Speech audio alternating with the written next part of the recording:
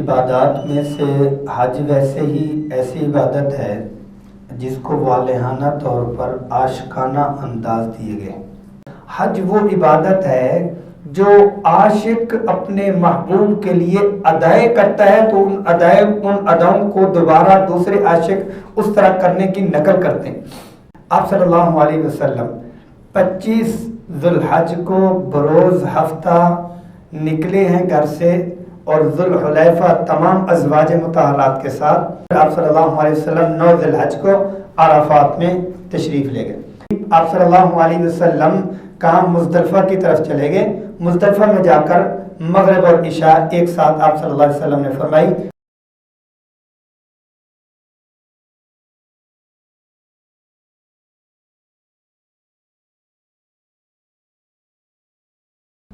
آج کا جو مذاکرہ اور بیان ہے وہ رسول اللہ صلی اللہ علیہ وسلم کا حج اور عمرہ ہے۔ آقا دو جہاں صلی اللہ علیہ وسلم کا حج اور عمرہ ایک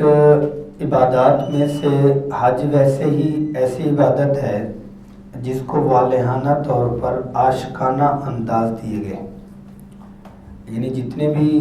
دوسری عبادات ہیں ان میں اور حج میں یہ فرق ہے۔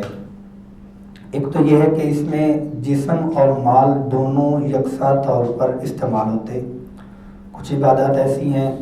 جن کا تعلق صرف جسم کے ساتھ ہے، نماز پڑھی۔ کچھ عبادات ایسی ہیں جن کا تعلق مال کے ساتھ ہے، جیسے زکوٰۃ ہے۔ اور حج ایسی عبادت ہے جس میں مال بھی ہے اور ساتھ میں جان بھی ہے۔ تو رسول اللہ صلی اللہ علیہ وسلم کا جو حج ہے اور پھر خطبہ حجۃ الوداع پورے کے پورے اسلام کی جان ہے۔ بہرحال یہ ہے کہ آج کی جو یہ گفتگو ہوگی کوشش ہوگی کہ جتنا زیادہ اختصار اور کچھ نہ کچھ سامنے آ جائے، آواز سے آپ کو اندازہ ہو رہا ہوگا۔ یعنی پہلے اگر گفتگو گھنٹہ سوا گھنٹہ جاتی ہے تو آج تھوڑا ہم مختصر ہی بات کریں گے۔ رسول اللہ صلی اللہ علیہ وسلم کا حیات مبارک میں ایک حج ہوا، روایات میں 4 عمرے ہیں اور ایک حج ہے، اور اختلاف کے ساتھ 3 حج بھی کہہ دیتے ہیں، تو کوئی ایسی بات اختلاف والی نہیں ہے۔ عقائد جہاں صلی اللہ علیہ وسلم ہجرت کا جو 10واں سال ہے اس میں 25 ذی القعدہ کو، ذی القعدہ کے بعد آگے ذی الحج آتا ہے، تو اس میں آپ صلی اللہ علیہ وسلم مدینہ المنورہ سے مکہ المکرمہ کی طرف حج کے لیے روانہ ہوتے ہیں۔ لیکن یہ جو روانگی ہے یہ صرف روانگی نہیں ہے، 10واں سال ہے، 10 سال کہاں کے؟ مدینہ المنورہ کے، اور 13 سال کہاں کے؟ مکہ المکرمہ کے۔ تو ایک نظریہ، سوچ اور مسلسل محنت، لگن، استقامت اور اولو العزمی کا ایک بہت بڑا نتیجہ اور ثبوت بھی ہے۔ آقا دو جہاں صلی اللہ علیہ وسلم نے جب دعوت و تبلیغ کا سلسلہ شروع فرمایا تو جتنی مخالفت اور رکاوٹیں رسول اللہ صلی اللہ علیہ وسلم کو مکہ تک اور کعبہ تک پہنچنے کے لیے دی گئیں، اس کے مقابلے میں پھر یہ حج کا سفر، اس میں بہت بڑے سبق ہیں۔ آج کا سفر وہ بھی بیان کرتے ہیں، حجۃ الوداع پہ بھی بات کریں گے،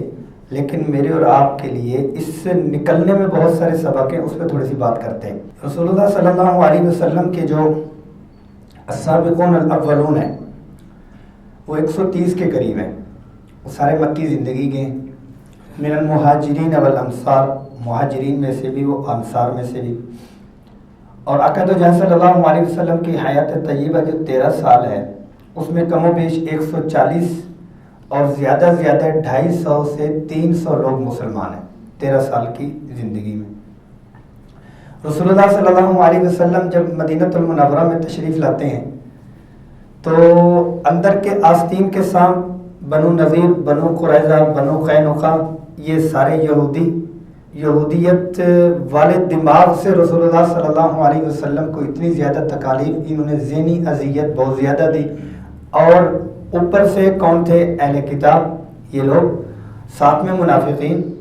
ساتھ میں قبائل عرب جو مفاد پرست لوگ تھے، ان تینوں کے بیچ میں ایک اجنبی شخص محنت شروع کرتا ہے۔ چند لوگ جو مکہ المکرمہ سے آئے ہوتے ہیں، باقی مدینہ المنورہ والے،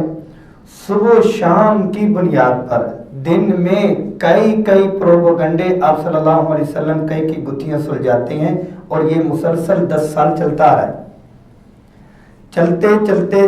چلتے معاملہ کہاں پہ پہنچا؟ کیونکہ لمبی گفتگو ہو جائے گی۔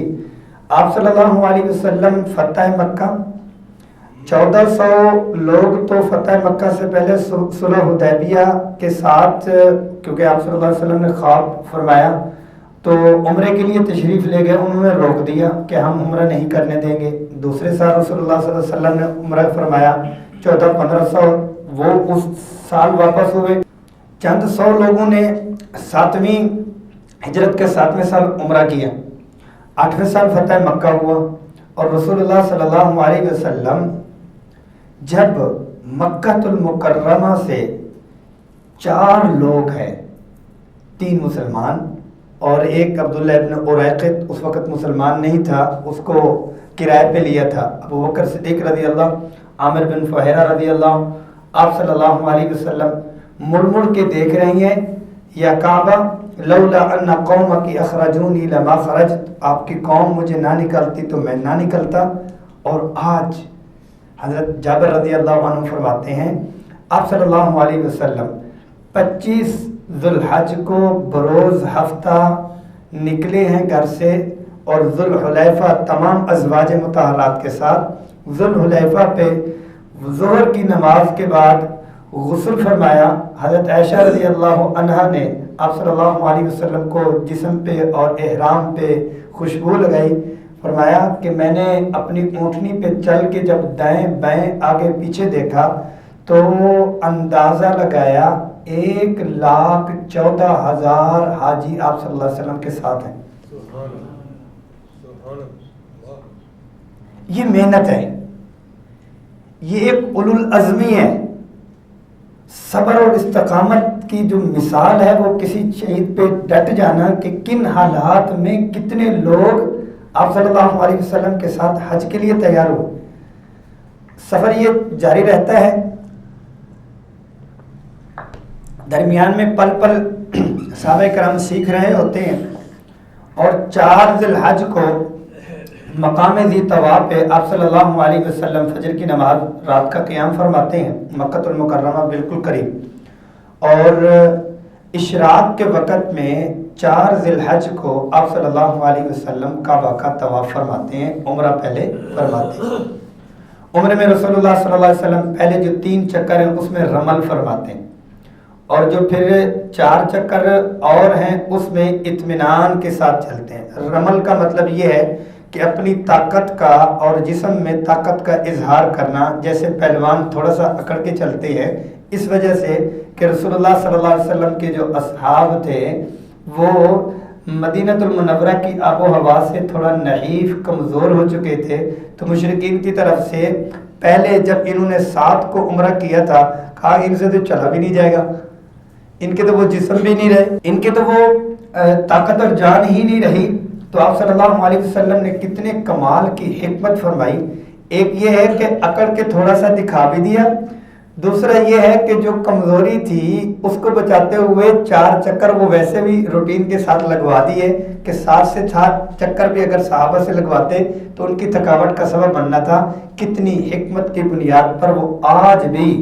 صحت مند ہے، پہلوان ہے، کمزور ہے۔ ان اداؤں کو، جیسے میں نے پہلے عرض کیا، حج وہ عبادت ہے جو عاشق اپنے محبوب کے لیے ادائیں کرتا ہے تو ان اداؤں کو دوبارہ دوسرے عاشق اس طرح کرنے کی نقل کرتے ہیں۔ مسجد میں جب آتا ہے تو خذوا زینتکم عند کل مسجد، جب بھی مسجد میں آؤ تو نہا دھو کے خوبصورت بن کے آؤ، خوشبو لگا کے آؤ، یہ پسندیدہ عمل ہے۔ اور حج میں الاشعث الاغبر، جو جتنا گرد آلود ہوگا، پسینے سے لت پت ہوگا، وہ اتنا زیادہ محبوب ہوگا، کہ تلاش ہے اس کو۔ اور یہ طواف فرمایا، طواف فرمانے کے بعد آپ صلی اللہ علیہ وسلم جب تشریف لائے، وہی حج کا طریقہ کہ استلام بوسہ دیا، بوسہ دینے کے بعد آپ صلی اللہ علیہ وسلم نے مکمل مقام ابراہیم پر 2 رکعت نماز فرمائی، اور پھر رسول اللہ صلی اللہ علیہ وسلم ان الصفا والمروہ من شعائر اللہ، صفا اور مروہ پر تشریف لے، اور حزم الاحزاب وحدہ، وہ والی دعا پڑھی کہ ایک ہی اللہ ہے جس نے اکیلے نے تمام کے تمام لشکروں کو تباہ و برباد کیا۔ کمال کی تواضع امام الانبیاء میں۔ یہاں کیا تھا کہ ہم اکیلے اکیلے، آپ صلی اللہ علیہ وسلم، یہی کعبہ ہے، سجدے میں ہیں، اوجری ڈالی گئی، کسی کی جرت نہیں ہے کہ ہٹا دے، یہی کعبہ ہے، فاطمہ کو چھوٹی بچی ہے تھپڑ مارا گیا، یہی وہ کعبہ ہے جس میں اصحاب کو طنز کیا گیا، تالیاں بجائی گی، سردار اپنی سرداری دکھاتے تھے۔ اس موقع پر سارے قریشی بھی دیکھ رہے ہیں، اور آپ صلی اللہ علیہ وسلم کی تعبیر یہ ہے، ایک اللہ نے کیا، میں نے کچھ نہیں کیا۔ کمال کی تواضع کہ وہ حزب الاحزاب وحدہ، اکیلے اللہ نے کیا، اللہ کے علاوہ اور کوئی کرنے والا۔ صفا مروہ، اور ان اداؤں میں بھی حضرت حاجرہ کی ادا کو جو مردوں کو بھی وہ لگا دی گئی، اور عورتوں کے لیے وہ سکپ کر دے گی، منسوخ کر دے گی، عورتیں بھاگ نہیں سکتی وہاں پہ۔ مردوں کو اس عورت کی ادا کو برقرار رکھنے کے لیے آپ صلی اللہ علیہ وسلم امام الانبیاء نے بھی ان کی اس ادا کو اپنایا۔ وہاں جہاں پر وہ بھاگی تھیں وہاں پر تھوڑا سا جو ہے اپنی رفتار کو تھوڑا سا تیز فرمایا۔ آپ صلی اللہ علیہ وسلم، کیونکہ یہ حج کی اقسام میں سے حج جس کو قران کہتے ہیں، جمع کرنا، آپ صلی اللہ علیہ وسلم 8 ذی الحج کو اپنے اصحاب کے ساتھ مینا میں تشریف لے گئے۔ مینا میں جو ہے وہ ظہر، عصر، مغرب، عشاء اور فجر کی 5 نمازیں ایک دن کا قیام فرمایا، اور قیام فرمانے کے بعد پھر آپ صلی اللہ علیہ وسلم 9 ذی الحج کو عرفات میں تشریف لے گئے۔ پھر عرفات میں یہ ہے کہ ظہر عصر وہاں پہ نماز پڑھی، جمع فرمائی آپ صلی اللہ علیہ وسلم نے۔ پھر یہ ہے کہ مغرب کے قریب آپ صلی اللہ علیہ وسلم کہاں مزدلفہ کی طرف چلے گئے، مزدلفہ میں جا کر مغرب اور عشاء ایک ساتھ آپ صلی اللہ علیہ وسلم نے فرمائی، اور رات کا قیام مزدلفہ میں ہی فرمایا۔ پھر مزدلفہ میں فجر کی نماز سے اشراق کے وقت میں پھر آپ صلی اللہ علیہ وسلم یہاں پہ خطبے دیے 2، عرفات میں بھی دیا، اور آپ صلی اللہ علیہ وسلم نے مزدلفہ میں بھی دیا۔ مسجد نمرہ جہاں پر ہے اس کو آپ صلی اللہ علیہ وسلم نے 9 کو دیا، اور مزدلفہ سے نکلتے ہوئے آپ صلی اللہ علیہ وسلم نے 10 کو بھی خطبہ دیا۔ اچھا یہ ہے کہ جب آپ صلی اللہ علیہ وسلم 10 کو واپس آتے ہیں اشراق کے چاشت کے وقت میں، تو آپ صلی اللہ علیہ وسلم نے پہلے دن بڑا شیطان اس کو 7 کنکر مارے، پھر کیا ہے کہ قربانی فرمائی، اور قربانی ایسی قربانی اس کے بعد نہیں ہوئی، اس سے پہلے بھی نہیں ہوئی۔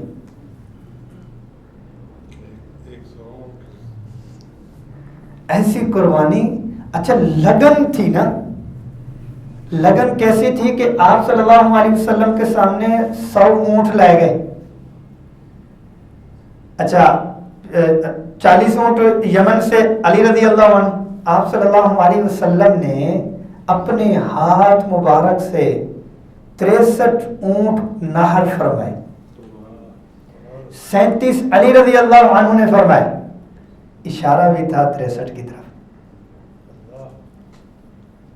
اشارہ بھی تھا، اور 100 اونٹ ذبح ہوئے، 100 اونٹ، ہر اونٹ میں سے ایک ایک ٹکڑا لیا گیا، اس کا سالن بنایا گیا، اس کا گوشت اور شوربہ آپ صلی اللہ علیہ وسلم نے خود بھی تناول فرمایا، اور تمام اصحاب میں بھی وہ تقسیم ہوا کہ اعزاز قربانی کو دینے کے لیے کہ قربانی کا گوشت ہر ایک جانور کا اعزاز والا ہے، اس کو بھی اعزاز ملے، اور سب کی طاقت اور سب صحابہ کرام میں وہ تقسیم ہوا، اور پھر کھایا بھی گیا۔ اب صلی اللہ علیہ وسلم نے یہاں پر جو خطبہ عطا فرمایا اور انہی ایام میں الیوم اکملت لکم دینکم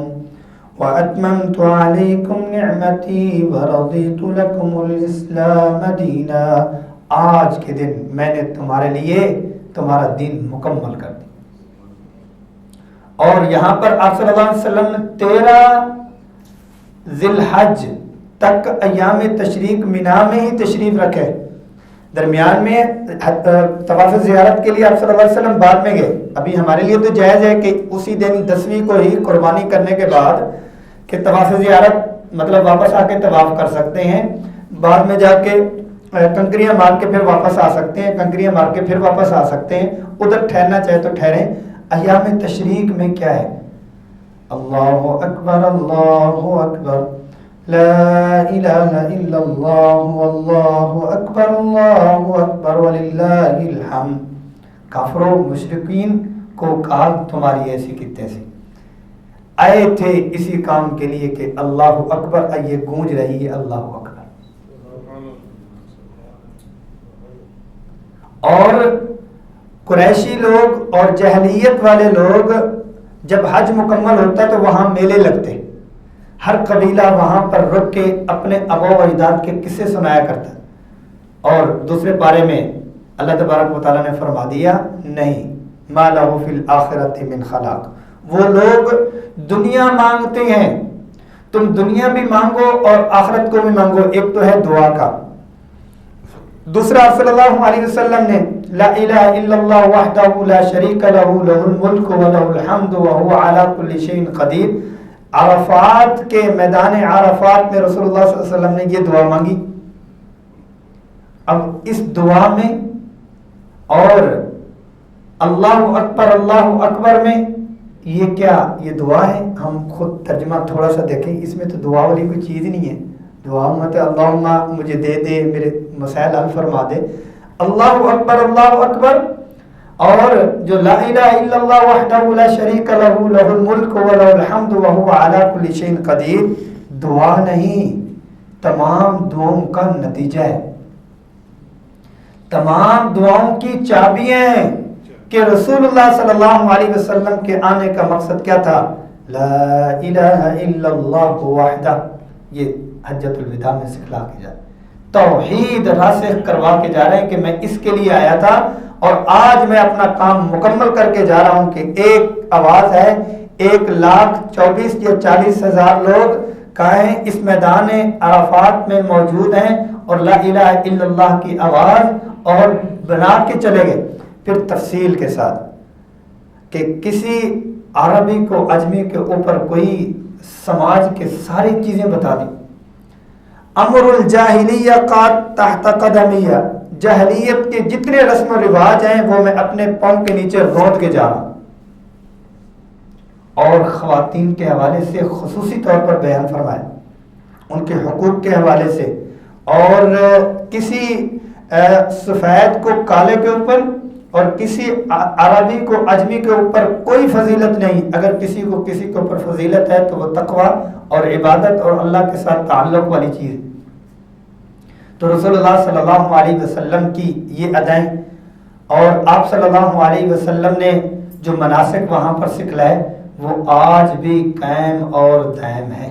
وہ آج بھی قائم اور دائم ہے۔ تو اس میں کیا ہے کہ جو حضرات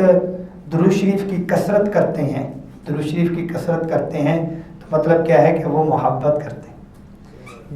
جن کے ساتھ محبت ہوتی ہے وہ محبت کا نتیجہ ان کو ان کی زندگی میں بھی ملتا ہے، ان کی نسلوں میں بھی ملتا ہے۔ تو درود شریف کی کثرت کس چیز کی ہے کہ روضہ رسول صلی اللہ علیہ وسلم کی زیارت، اور حج آسان ہوگا، حج آسان ہوگا، اپنی وسعت کے مطابق جتنا بھی ہے وہ بندہ کرے، باقی اللہ کے اوپر چھوڑ دے۔ صاحب استعداد نہیں ہے تو کوئی مسئلہ نہیں ہے، آپ اتنی استعداد رکھیں، اپنا پاسپورٹ بنوا لیں، پاسپورٹ بنوا کے اللہ کے سامنے پیش کریں کہ اللہ میرے بس میں یہی تھا،